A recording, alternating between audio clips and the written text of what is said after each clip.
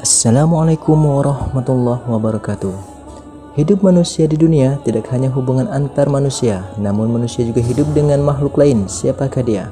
Saudaraku, apa yang ada di benak kita mengenai dunia yang berisi makhluk berakal yang hidup bersama kita di bumi, tinggal dengan kita dalam satu rumah, makan dan minum bersama kita. Kadang kerusakan pikiran dan hati kita menyebabkan kita menghancurkan satu sama lain, serta menyebabkan kita saling menumpah darah. Di antara makhluk itu ada juga yang berbudak kita untuk dirinya atau makhluk lainnya, untuk memancing kemurkaan Allah, sehingga kemarahan Allah pun ditimpakan kepada kita. Kemudian pada akhirnya mereka lari dari Rabb mereka dan menuju api yang menyala-nyala. Siapakah dia? Dia adalah syaitan. Mengapa dia ada dalam kehidupan kita? Mari simak penjelasannya dalam video berikut. Namun sebelum lanjut ke videonya, jangan lupa like, comment, share, dan subscribe. Mari berbagi kebaikan. Dan jangan lupa support channel ini agar lebih berkembang dan bisa menjadi channel yang bermanfaat. Jin adalah makhluk Allah Ta'ala selain manusia dan malaikat. Jin dan manusia memiliki titik persamaan, yakni sama-sama memiliki sifat berakal dan kemampuan dalam memilih jalan kebenaran dan keburukan. Jin dan manusia diciptakan dengan tujuan yang sama, oleh karena itu jin mendapatkan beban yang sama untuk melaksanakan berbagai perintah Allah dan menjauhi larangan syariat. Siapa saja yang taat kepada Allah, maka Allah akan ridho terhadapnya dan memasukkannya ke surga. Sebaliknya, barang siapa yang durhaka dan membangkang terhadap perintah tersebut, dia akan memasuki neraka.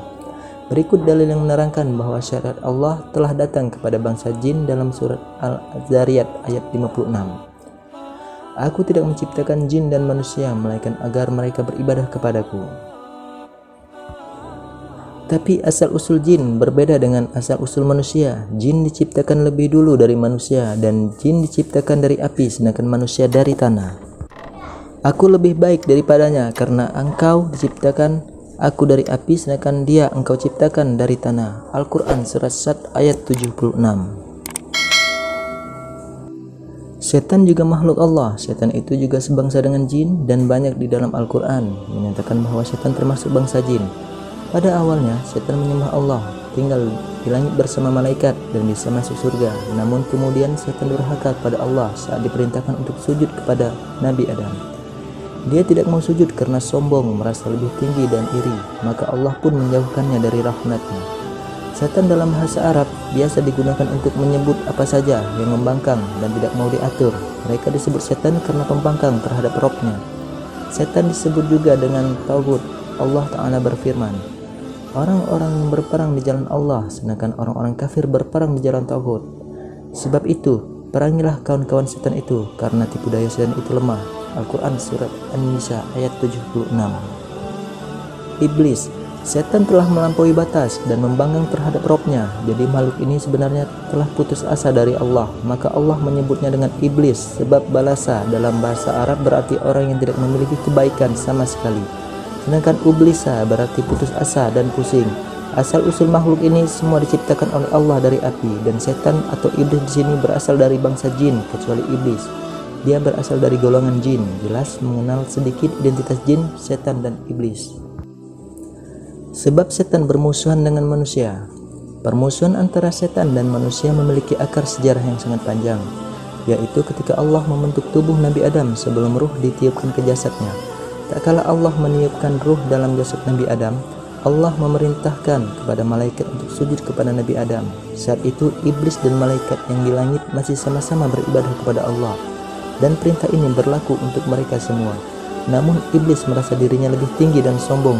Ia enggan untuk sujud kepada Nabi Adam alaihissalam. Ia berkata, aku lebih baik daripadanya, karena engkau ciptakan aku dari api, sedangkan dia engkau ciptakan dari tanah. Al-Quran surat Sad ayat 76. Karena kesombongannya, Allah mengusir setan dari surga yang kekal. Setan mendapatkan janji dari Allah bahwa ia akan dibiarkan hidup hingga hari kiamat.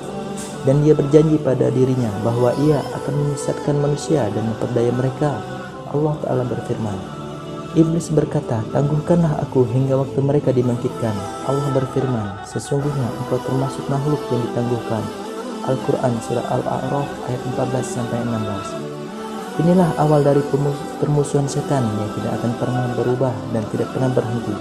Sebab ia menilai alasannya diusir, dilaknat, dan dikeluarkan dari surga.